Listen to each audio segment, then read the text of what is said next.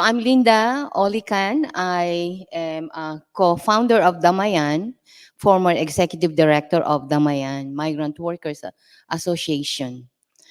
Uh, I think most of you maybe, has known me. I've been doing this work, domestic work and organizing work since I came to the US. I came here over 20 years ago, and it's not really my intention to come to the US and stay here, for over 2 decades. Uh, I would call it forced migration. It was a decision based on the absolute necessity of my family, uh, for somebody between me and the father to earn enough resources to support our family and to send our 2 children to college. So at the time, it was 1990s. There are no more jobs for male workers in the Philippines and also overseas.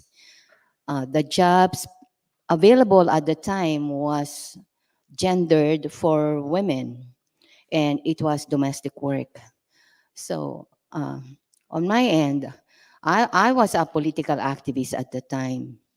I was a student activist. I became a community organizer. And then when I worked with the government for 14 years, I also helped in organizing government employees. So when I was thinking about coming to the US, to America, which we have consistently identified as the main, problem in the Philippines because of the way the United States has dominated and undermined the Philippine economy. It was a big contradiction for me. I was lost. Am I giving up my values and my principles? But then I look at my children and I told myself, they have no part in the decisions that I made for my life. So I came here. I came here, and despite my professional background in the Philippines, I know that there are no jobs available for Filipino professional women unless you spend time studying here and getting all the accreditation to work in the field that you want. So I became a domestic worker. Thank you. Riya?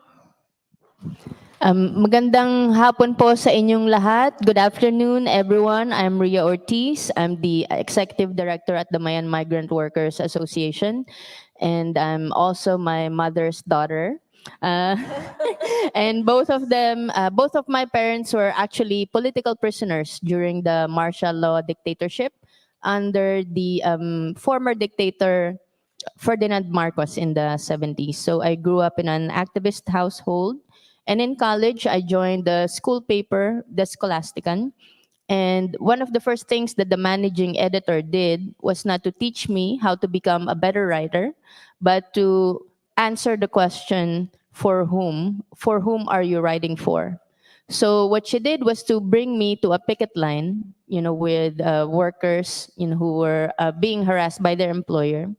And then as soon as the sun set, a police car came in, right? And then flashed their headlights and started interrogating us.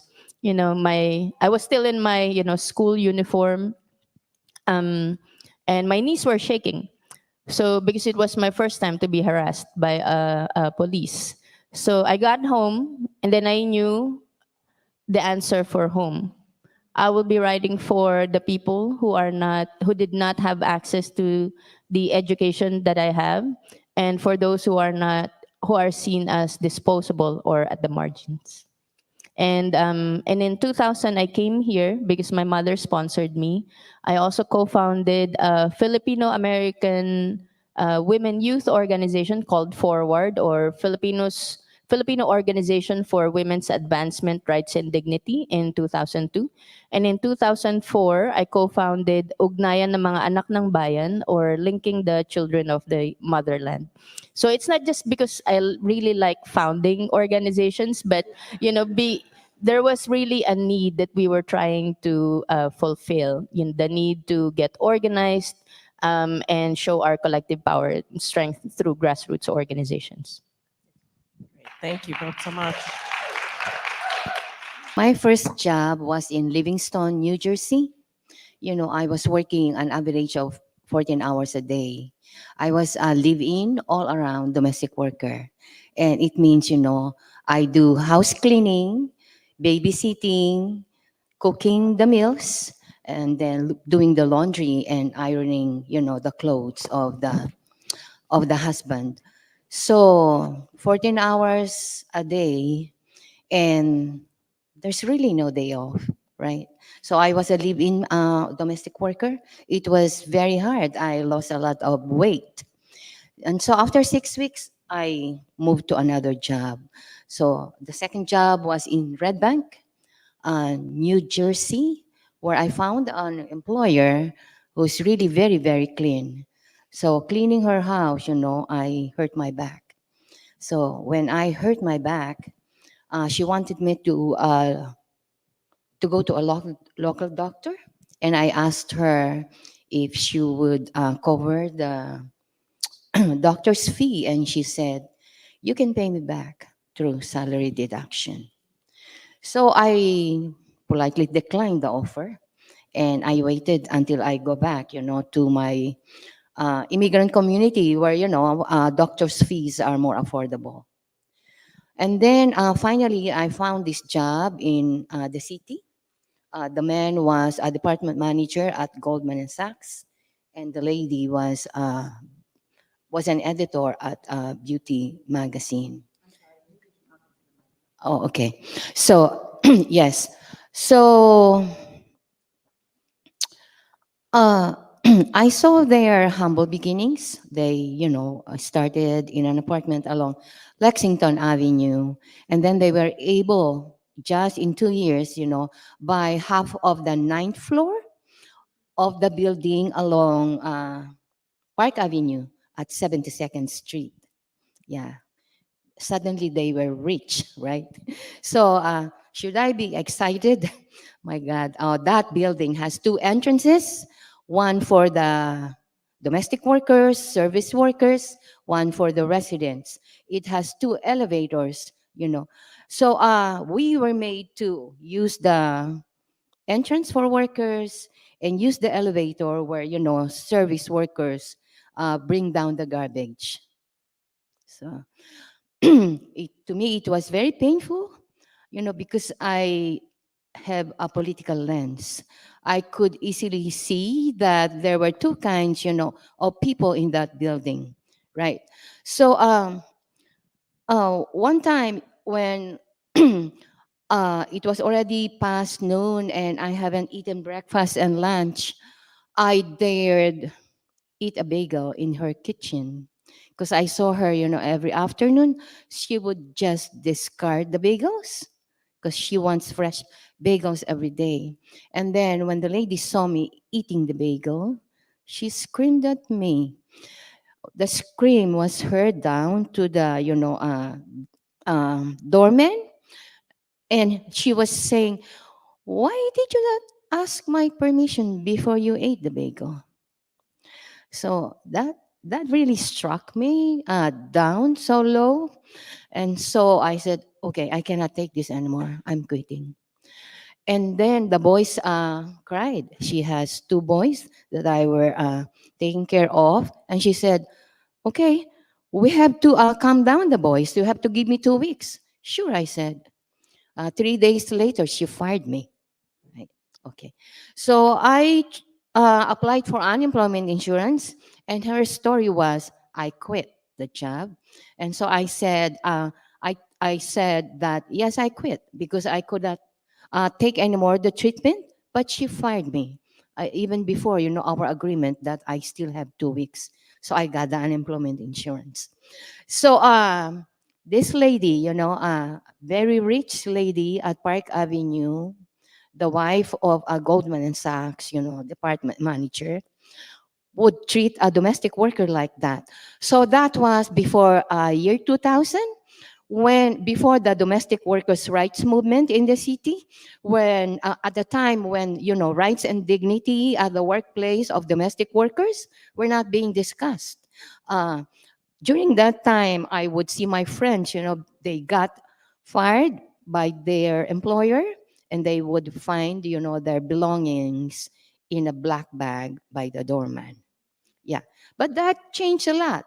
Yeah, but that I don't know what to say. I don't know why I put myself in this space, and it's all because we are mothers. We know what care means. Mothers would die for their children, so I did it. You know. Yeah, thank you, Linda. It's a very powerful experience, right? To hear what somebody goes through, and here you were, a new immigrant in New York City, living in someone else's home, and having to take that kind of abuse. Yeah. Mm.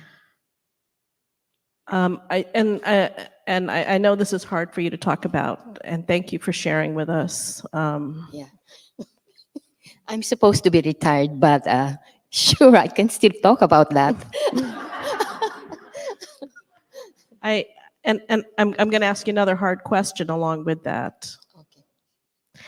um, and that is, you went abroad to do this work to support your children, right? So they could have a better life. Riya, and you'll tell us in a moment about the school you went to and your mother's sacrifices. But how did that feel for you, Linda? Leaving your children in the Philippines and having to come here alone and do this work and take care of other people's children. It is very difficult, and I really don't, tell myself that I'm stupid. I blame the system because I have a political lens. So I actually blame imperialism. Yes. Why? Because if there are job opportunities in the Philippines, I wouldn't leave the country. I wouldn't put myself in this situation.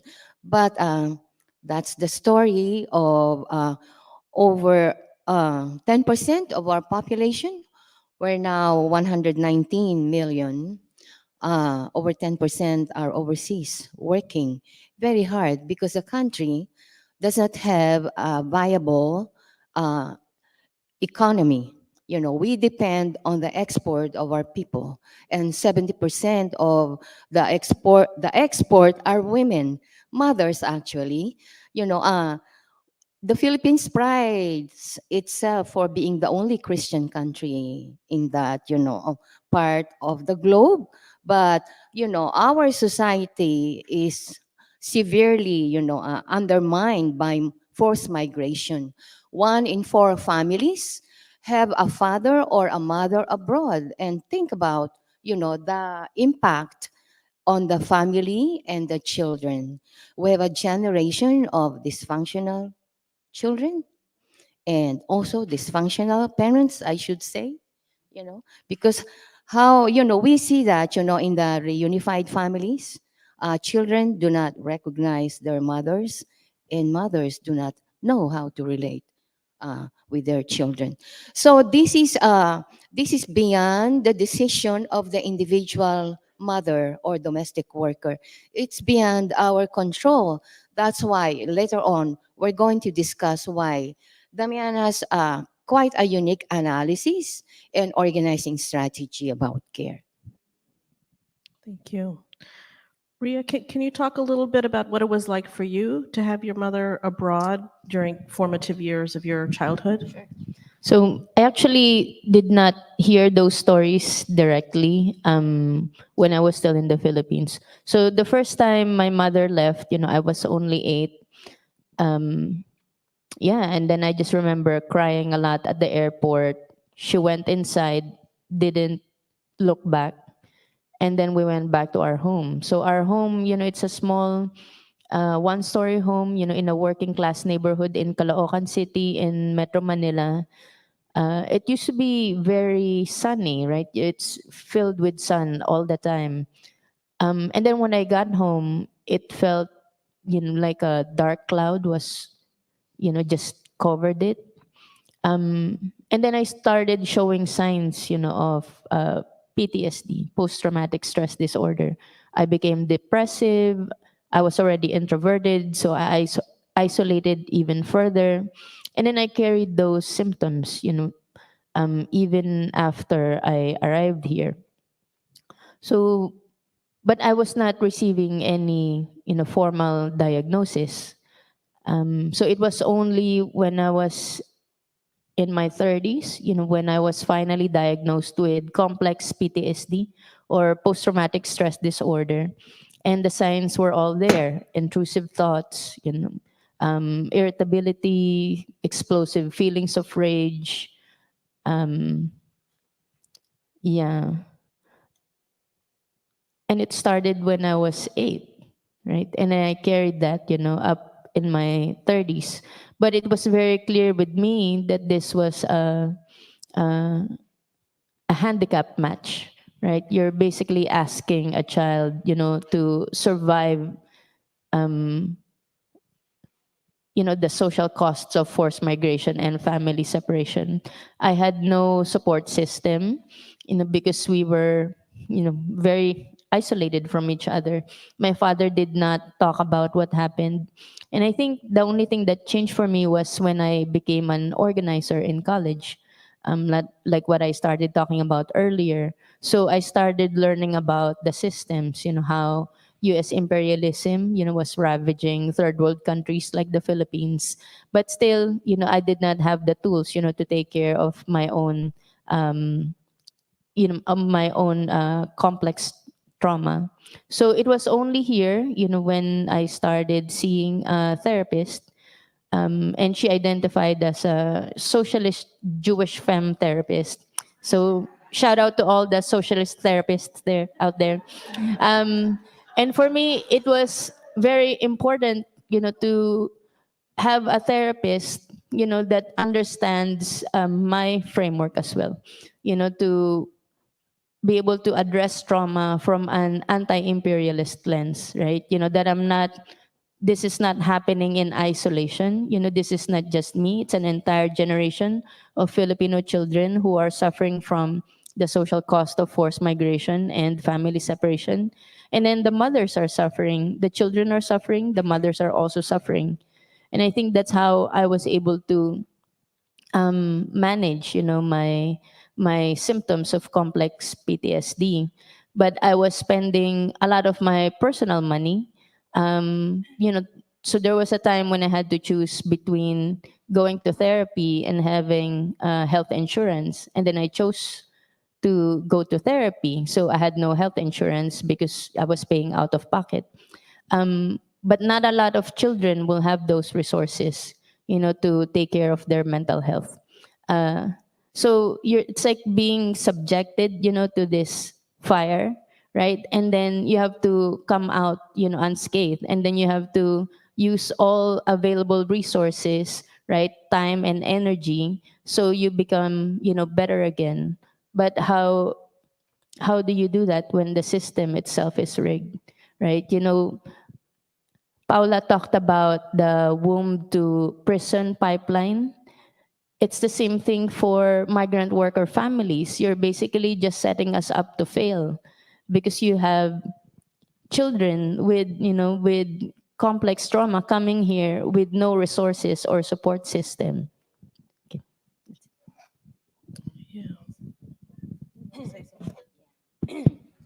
So I wanted to emphasize that, if you look at the bigger picture, capitalism has designed that uh, immigrant women, immigrant mothers uh, will be allowed legally or illegally, documented or not, to go to the rich countries and take care of provide care for children, for the homes, for the elderly, in white, mostly white American families.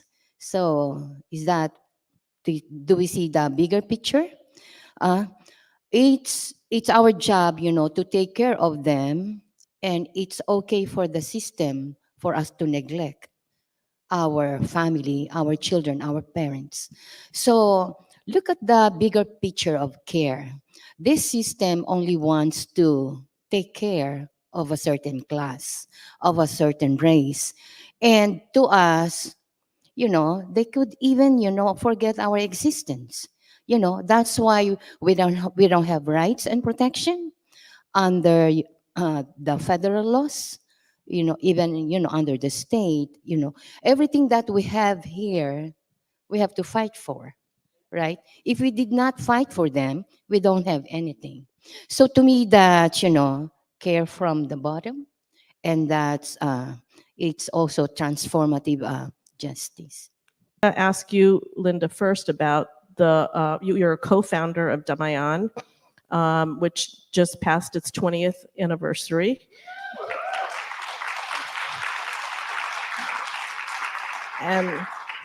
And we actually collaborated on a project together. Shout out to all my students who helped out to develop a 20-year timeline for Damayan, which is on Damayan's website. Check it out. It's fabulous. It's beautiful. And to Nina Martinez from the Rhode Island School of Design, who helped with that as well. But can you talk about the co-founding of Damayan back in 2004? So, as I said, I came from the movement in the Philippines. Organizing is my life. So, and I think if you're an organizer forever. You cannot forget it. Yeah, it will be in your DNA, right? Yeah. So, it also helped that I was directly put, in this industry where I experienced the abuses and the systemic discrimination and exploitation. I know that change will not come from above. Change always comes from those who are impacted, from the grassroots. So, guided by that theory, which is actually, I see that, theory of change in some funders' website. I think it's in the implementation that, that matters, right? Because theory of change, look at, our friendly funders' website. It's there. They say, we believe that, change will come from the bottom, from the grassroots, and all we need to do is to organize them. So it's not that easy. The Philippines is very familiar with comprehensive organizing, using different kinds of strategies, having a unified, analysis and theory, and having a very coordinated implementation of the struggle. That's how we came up with two people power to our name, right? But how successful was that? Our presenter earlier talked about, what happened in Chile. Yeah. Well, that also happened in the Philippines twice, right? So we organized, we mobilized, we fought the tanks, and just realized that, it is not us, but it is, the military, some friends, in the allies that went on and worked, with the new government, Cory Aquino. And they just ran the government the same way as it was. So something is lacking, right? So when earlier we were talking about, creating cracks in the system, I was asking, a friend over there, okay, so we create systems and cracks in the system. And then what? What will happen after that? So uh, um, I was 18 when I started, learning about organizing. And I'm now 72. Yeah, do the math, And yes. So I don't think the system will fall, because of the so many cracks that different organizations have created. There has to be something more. Yeah, we know that very well in the Philippines, and yet, 50 years later, the movement there is still fighting. There's no genuine democracy, no genuine independence. It's not easy. Even in other countries, poor people, workers, farmers, students, those who are affected are still trying to find the right, method, strategy in fighting so they can win. And it's not easy. Much more here. We are at the belly of the beast, and what do we do? I think the realistic, goals for the movement here should be a meeting of the minds. There has to be a unified understanding of the problem and a unified strategy. Those who are, promoting reforms, yes, okay, we need reforms. Workers have to leave, mothers have to leave, but we need more than that, right? We need more than that. We have been, doing reforms for the longest time, and the system just keep on, adjusting to the new reality and reinventing itself. So we have to be more. We have to be more. So now we're being given the opportunity to rally around, a very horrific, moment in our time, and that's Palestine. And let's see what happens, right? So Palestine. This is, a very horrible picture of what people can do against humanity, right? But why is the government able to go away with sending arms to Palestine? And that's because the people here are still divided. So take it to the grassroots. That is what is going on with us. We don't really know what is our real problem. We are not unifying in terms of analysis and strategy.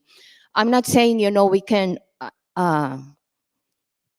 change the system, in 1 or 10 years, but we have to start somewhere, start where it is right.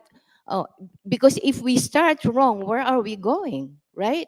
We thought, when we built the National Domestic Workers Movement and formed a national coalition, we were fast tracking in the right direction.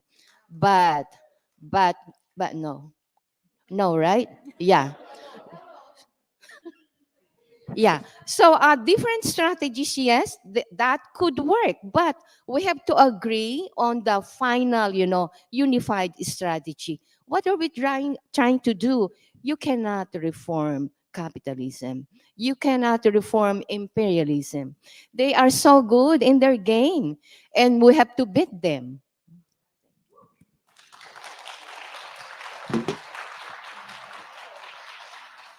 Thank you. And we're going to come back to that point. But I want to hear from Riya about your organizing and your history. You were an organizer in the Philippines. You came here. You were involved in youth organizing. You worked here at Barnard for a number of years. And then you left Barnard to go become a full-time organizer. So if you could just talk a little bit about your kind of trajectory of organizing. So, like what I mentioned earlier, I started organizing in the Philippines when I entered this all women's college, Saint Scholastica, which is pretty much like Barnard. Um, so, but it wasn't really within the walls of that institution when that I learned to become an organizer. It was when I was brought by my mentors, outside of the school. So while my mother was, working as a domestic worker and she was sending remittances to us, I would use some of my allowance to travel all over the Philippines, and live with poor peasant farmers. So peasants are a phenomenon in a neo-colonial country like the Philippines, because there are farmers who do not own the land they till because it has been grabbed from them by big landlords. So from north to south, I would, be with peasant organizers, and each community is basically a microcosm of the entire country. You have poor peasants whose lands are being stolen from them, and you have big landlords, in collusion with politicians, right? And even, foreign investors who are all ganging up on these poor farmers. And then for me, that's when I realized that, what is my role as a college educated youth, in this movement, in the Philippines. So my role is not to be at the forefront and then become the face, of the struggle. My role is to contribute my skills, my knowledge, right, my talent, and my limited resources to the ones who are most marginalized, in the country, and that would be the peasants and then the workers, right? So for me, it was important to gain that background, that principle before I came here. Because when I came to the US, I was very heartbroken because I was already organizing in the community. My thesis actually during college was around the peasant struggle, women peasant struggle in Hacienda Look in Batangas, Philippines, because the land was being grabbed from them, and it was the women peasants who were at the forefront, literally stopping the bulldozers from taking over their land. So the struggle was against the local government, of course, the Philippine government, and this real estate agency, because what they did was they basically photoshopped the islands to make it appear that no one lived there. It's like just lush greens. And then they started getting foreign investors so they could create a yacht marina and a golf course, where poor peasants were living. And then we hear about the stories in Palestine where, the land is still soaked with Palestinian blood. They have not even retrieved bodies from the rubble.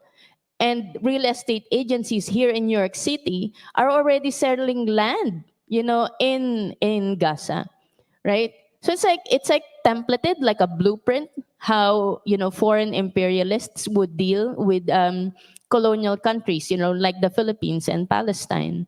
So when I came here, I was like I said, a little heartbroken because it's like I was fighting U.S. imperialism, in a neo-colonial country, and now I'm living in the belly of the beast, and I felt like a sellout, right? And then I met, really fierce and strong organizers like Christine Lewis, from Sista to Sista, Paula Rojas, Uju, this radical organizers, from who are Blacks, Latinos, and immigrants. And then I felt a sense of relief that I can actually continue the organizing that I did here. So, but it's a little hard because there's a veneer of social services, in the US, unlike in the Philippines, right? There's really nothing, you can't give social services or services because there's nothing to give. You just organize, you just educate, organize, mobilize around campaigns because there's no food to distribute, there's no financial assistance to give, right? So all you have to do is, constantly fight, for your land and your life. But here, it's hard, right? The working class here can buy iPhones. You have credit cards, right? You can get sucked into consumerism. So that's a little hard to navigate. But, I realized that when I was organizing with my mother and the other domestic workers, it's not as blatantly fascist as in third world countries, but it's still here. You just Not have to yet. look a little deeper. Not yet. Not yet. Yes. Yes. Well, at least at that time, it was still veiled, right? But when you hear the stories of domestic workers, my mother's stories, I didn't hear that from her directly. I actually read it on the front page of a major Filipino newspaper, at the bottom right, there was an article shattering the American dream. And it was her story, like from the University of the Philippines with a husband who's not working. It's like, whoa, that's my father. And I was it's like two children going to college. It was like, oh shit, that's us. And then when we got on the phone, like millennial, we got on the phone, I was like, is this you? It's like, no, that wasn't me. They got the story all wrong. And then so she was, denying what was happening. And then when like today, I heard her tell the story again. So the article was correct, actually. So, but she was trying to protect me, I guess, from what she was going through. So, yes, so that's my introduction to organizing in the US. Thank you. And I just want to highlight one thing you said about when you were in college and your learning experiences that took place outside the classroom, right? And I just think it's such an important lesson for us here at Barnard right now, where the college and the university are shutting down student protest, and just to highlight and uplift the importance of students learning not just inside the classroom but outside of the classroom. Linda, I wanted to go back to a point that you were making about the kind of learning process of domestic worker organizing over the past 20 years. And perhaps, I don't know if you want to call them mistakes that were made. I wouldn't call them mistakes, but just things unfold sometimes in a way that we don't anticipate them folding. And Christine Lewis has talked about this a great deal as well, the kind of paths that the movement took that maybe led it somewhere that did a disservice to the workers themselves. And I don't, we don't have to talk about that specifically, but about the process of organizing and how there is no blueprint, right? There's no one gives us a map of where we're going, even though we have a sense of where we want to go. But I guess I'd like you to talk a little bit about some of the lessons, some of the challenges you've had, and kind of how that has helped you think about where we need to be. Well, again, I think we're better off because we had concrete practice and lessons from the Philippine National Democratic Organizing. So coming from that tradition, we know that, if you want change, you have to have the impacted people with you. You cannot, just go, as an individual, you cannot just go to the city and demand change. The city will not listen to you. But if you go there, with as many of the workers, that you can gather, then maybe they will listen to you, right? So that's one. Organizing is one, but organizing here is not simple. If you look closely at the Filipino domestic workers, they're not really workers in the Philippines. They are middle class women. Yes, they are professionals, business women. Yeah. So when they came here, that's the number one in their mind, how to make dollars to send to their families. They don't care about, community care or community empowerment. They don't. So what did we do? Now, one thing that we learned also there in the Philippines is that if you want to make change, you have to be one with the people. So community immersion. So that's, well, fortunately, we live where our members are.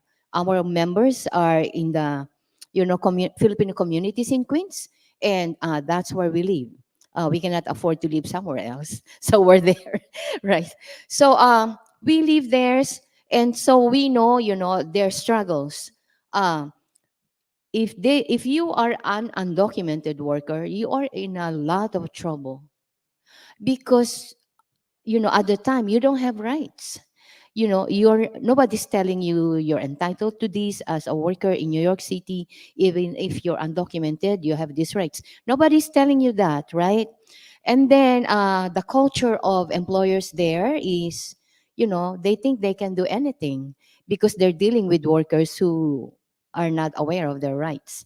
And then this workplace is very favorable to the employer and very problematic for the individual worker, right? You cannot organize in an individual employer home unless, you're 5 or 10. Maybe you can, but typically you're just one, right? So what did we do? We know that, to get the attention of workers, we have to tell them we can help you with your problems. So we help them, uh, take on, their problems at the workplace, and not only that, their problems in the community.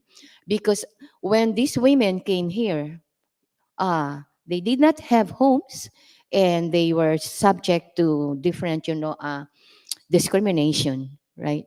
Yeah. So we did political education among our members, not only discussed about their rights-based services, their rights under, the city laws, although they're very limited. And we joined the movements for domestic workers' rights. So in 2002, we were part of the organizing to win the first ever domestic workers' bill of rights. So that is a long story, but what I wanted to emphasize is that Damayan did not limit our education and organizing around rights and around reforms. We did comprehensive political education. We show the worker, that the Filipina mother, that, your decision to come over here is not your own fault. It is because there are factors, basic, systems in the Philippines that force us to leave the country, to find work abroad to support our families. So that's one. And then when we came here, we, we went to an industry where there is no, at the time, there are no rights, no protection, and there are systems in America, in the United States, that aggravate our problems. First, there is racism. You know, the whites thinks they are superior than the people of color, and there is an immigration-based discrimination. Those who are documented discriminating against the undocumented. So those things, right? So we have to explain that, and we have to show them that we can do something. You know, uh, only if you are part of an organization and organizing. That's where we can build our power together. Thank you. So I'm going to ask one more question, and then we're going to open it up for questions or comments from all of you. So get ready. I so you know I in terms of thinking about Damayan's work, you have talked about some of that work, some of the domestic work or organizing, some of the services you provide, and Riya, you could perhaps talk a little bit about that as well. But Damayan has combined a strategy of providing service, assisting people who might be unhoused, people who needed care packages during the pandemic, with an anti-racist, Marxist, feminist, anti-imperialist analysis, right? And that's a hard combination, but it involves both political education, but also just talking to people and meeting them where they are, as you said, Linda. So Riya, do you want to talk a little bit about how you were able to combine those two strategies? So I think I imagine it as concentric circles. First, we start with critical services. So for those who are not familiar with Damayan, we are an organization of Filipino domestic workers, mainly labor trafficking survivors, or those who are trafficked by diplomats or rich professionals. So our community are also mainly undocumented. About 95% of our members are undocumented. So we give critical services to our community, first around immigration, because they are undocumented. So we do know your rights trainings, know your immigrant rights so they can protect themselves as undocumented, know your labor rights. Because they are undocumented, their salaries are being depressed by their employers, so they need to know their rights. so that they can assert and negotiate for better pay. And also health, right? It's all interconnected. They have a lot of health issues because they're afraid to go to the hospital or to the doctor because they're undocumented and they don't have health insurance. So we give know your rights trainings. We also do legal clinics where the workers can talk to free or low cost immigration and labor attorneys. And then if they have cases, the attorneys will accept their cases and then apply for humanitarian relief visa. And then we also do health screenings, under the 7 train in Little Manila. That's the best way to reach to our community because that's where all the Filipino restaurants are. So, but we do not stop there because we firmly believe that you can give reforms without being reformist, right? Giving reforms is this, you're providing services because you need immediate, tangible victories for your community, right? But it doesn't mean that you have to stop there, right? We provide these services knowing very well that we're just managing the ills of capitalism. And we do not hide that analysis, right? At the height of the pandemic, the first thing we did was to write a concept paper, saying, this is what's happening in our community. First 2 weeks of the pandemic, our members were fired left and right. You have elderly calling the office saying, I don't have anything to eat. I only have 1 week's worth of food, right? But we made it very clear that during the pandemic, there will be communities that will be considered disposable, and that includes our community, right? So you have to squarely, put it out there that U.S. empire, will not take care of our communities. It is us who have to step up and make sure that we minimize the deaths and infections in our community. So that's why we did financial assistance. We were able to distribute more than $3 million of financial assistance, from government agencies and also private foundations.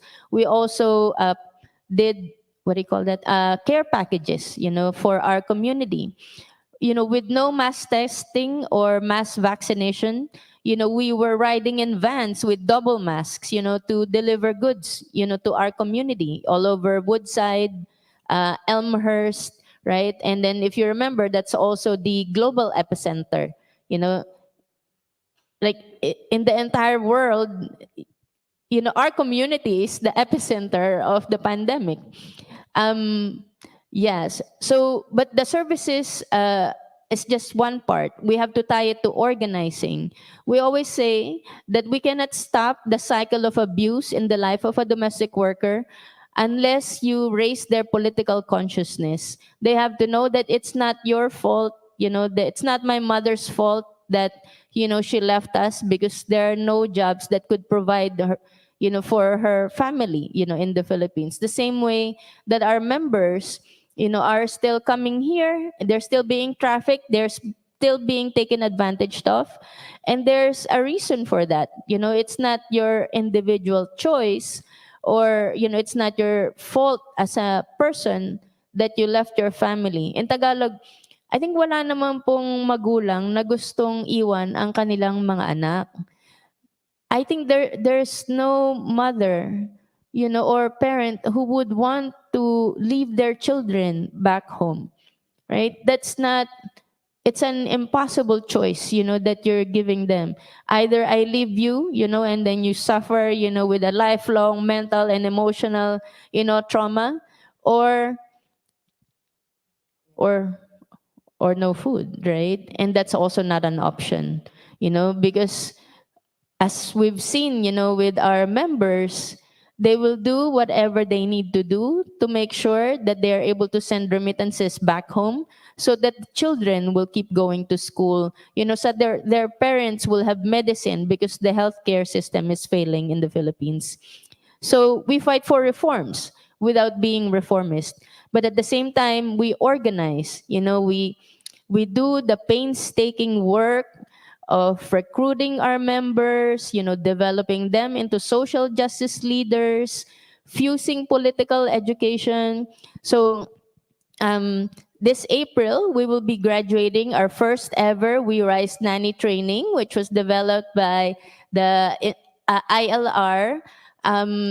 So, our members, around 16 of them, 6 out of 16 are labor trafficking survivors, will be graduating this course. They will be wearing cap and gown, and then marching, and then we'll be giving them their diploma with the logo of Cornell University, right? But in between the trainings, we were talking about what's happening in Palestine. What is the similarity of a Filipino migrant worker mother, living in the US with a mother who's trying to protect her children from being killed, in Gaza, right? We always have to make the connections. And it's hard, like what our, Paula was saying, we got tracked into the nonprofit because not because we want to become, really good nonprofit workers, but because we have to get resources, for our community, right? We get government grants, we get, private foundation grants, we do grassroots fundraising, and that all goes back, to our community. But that's hard because there's a, what do you call this? An unspoken, protocol, right? That there are things that you're not supposed to talk about. You engage in self-censorship, right? So, but how do you do that when, Damayan, well, we will never be popular, and I don't think, our aim is not to be popular. So, we keep talking, right? That we are internationalists. Our struggles are connected, to other people's struggles, the people of Palestine. We were just one last story. So I asked consent for this. So early this week, last Monday, right? So just to show you the connection of giving critical services with the painstaking work of organizing. So last Monday, we helped one of our survivor member and her 2 sons escape from a abusive situation. So she's a domestic violence survivor. Before that, she was a labor trafficking survivor. And she finally decided to escape along with her 2 sons. So mind you, language is very important. We don't use rescue. It's not our role to rescue them. It's like savior complex. There's no room for savior complex in this work, right? So they decided to escape, and the Mayan helped facilitate it. So there we were. If Queens, like under Roosevelt Ave near Little Manila, 3 Damayan organizers with our roller bags, coming to our members' house because, they didn't have roller bags. They didn't have luggages. So we donated luggages for them. And then before we even got to the apartment, one of our members, hey, where are you going? I was like, it's like, this is supposed to be discreet, right? But it's hard to do this when you live in the community. It's like, oh, are you helping someone escape? I was like, yeah, can you not talk about it? Don't post about it, okay? Okay. So, and then when we got there, the older son, I'll call him Jane, came out, got the luggages, and less than an hour, he brought out all their stuff, on the sidewalk. So imagine, like all their life belongings in, this 3 luggages and dollar store bags sprawled on a sidewalk, in Woodside. It's like turning their life upside down, right?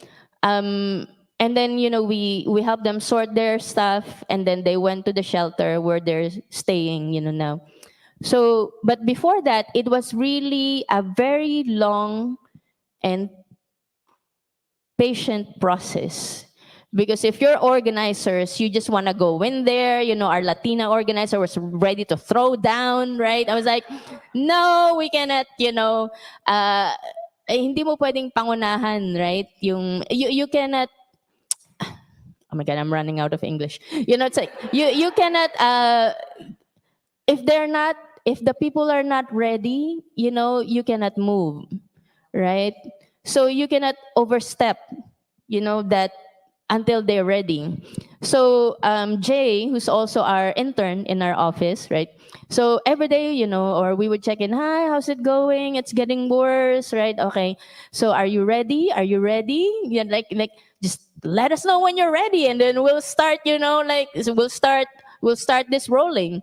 It's like, no, ate, big sister, no, ate, I'm not ready yet. I want to make sure I live with my mom, right? And then one day I said, ate, I'm ready. It's like, yes. It's like, okay, let's do this. So we called the shelter, they got a room.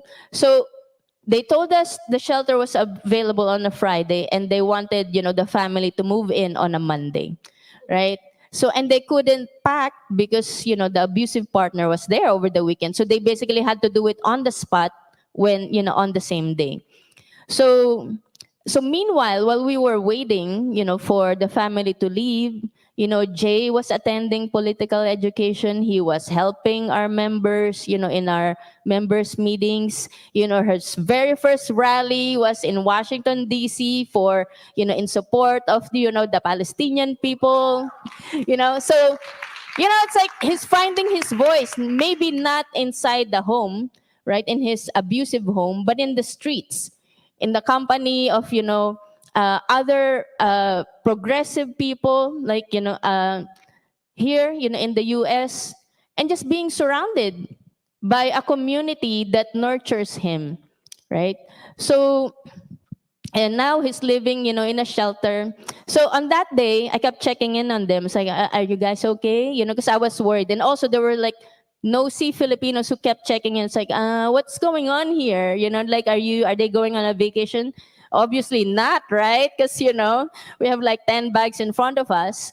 So, and then I asked him, how are you feeling? It's like, I'm very excited, ate. I was like, why? Because, it's my liberation day. It's my freedom day.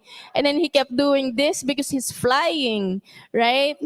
And then it's so good to give that, or to be a part of someone else's freedom, right? But knowing that freedom does not end there, and we cannot just, take care of our own personal freedom. It has to be a collective freedom, not just for our own people, but for the people of Palestine and other oppressed peoples, in this world. So I guess with that, do you have any final parting thoughts you'd like to share with everyone?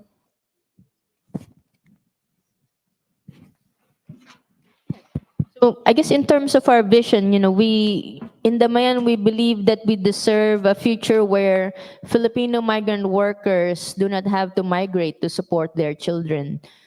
So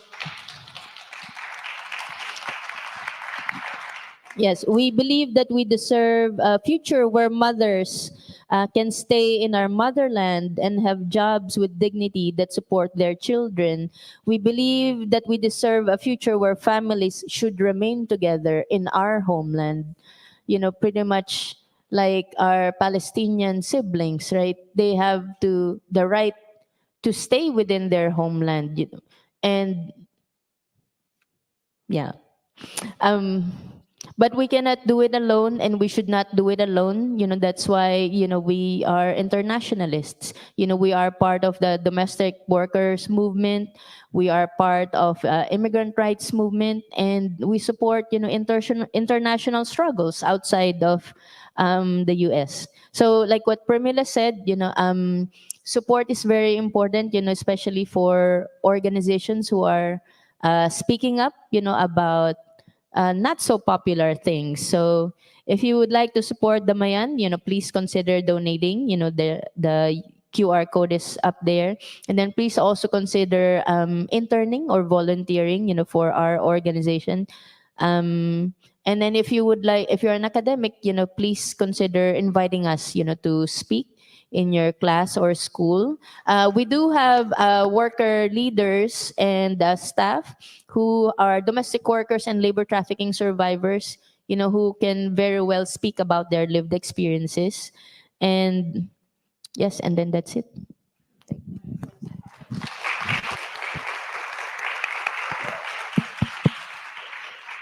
I think my parting words is what Ria said. We can do reforms to give basic care to our community, to our family, to our fellow workers, but we shouldn't be reformist.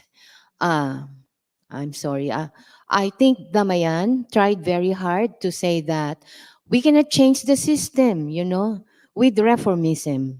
We have to fight it. And we can only do that if we organize, and do broad coalition work and intersect our movements. Thank you. Yeah.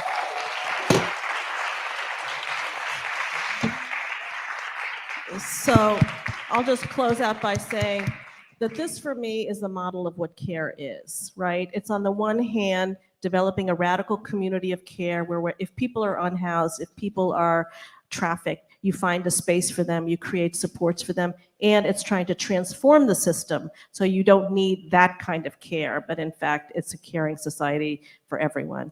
So thank you all so much for joining us. Have a lovely weekend, and thank you.